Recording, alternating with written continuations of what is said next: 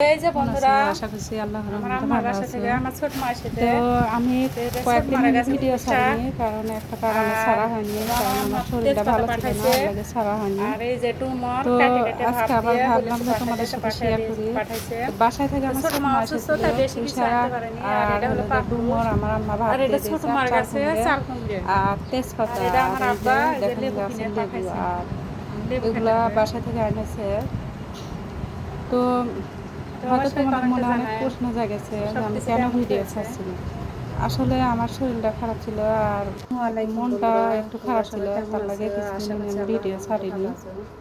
তো আমি আজকে তো বাজার সবাই থেকে আমার এই জন্য যে দোয়া হাঁস করবা, এনেছি। যাতে আমি মানসিক তো টেনশন এই থেকে আর হাঁসটা শরীরটা এটা আমার কি ভালো রান্না থাকে। করছে জানি না, এই প্রথম এটাই দিয়ে তোমাদের এলাম, কাছে কেমন দোয়া, লাগবে খাইতে কারণ তাও জানি না। সবার এই দোয়াই হাঁসের কাজে মাংসটা লাগে। রান্না করবো। আমি আজকে রান্না করব এই যে হাঁসের মাংস। বন্ধুরা আমি হাঁসের মাংস আর রান্না এটা আজকে করেছিলাম। রান্না নয়, এটা কালকে রান্না। মাংসটা তো এখন আজকে গরম ছাড়ছি। করেছি আর বাইরে গেছিলাম তো এই আমার হাঁসের ভাগ্নিদের মাংসটা রান্না বাসায়। কেমন হয়েছে তো অবশ্যই কমেন্টে অবশ্যই জানাবা। কমেন্টে জানাবেন হাঁসের তো মাংস তোমরা রান্নাটা কেমন হয়েছে। সবাই তো আজকের মতো ভালো ভিডিও থাকবা। পর্যন্ত আল্লাহ আল্লাহ হাফেজ। হাফেজ।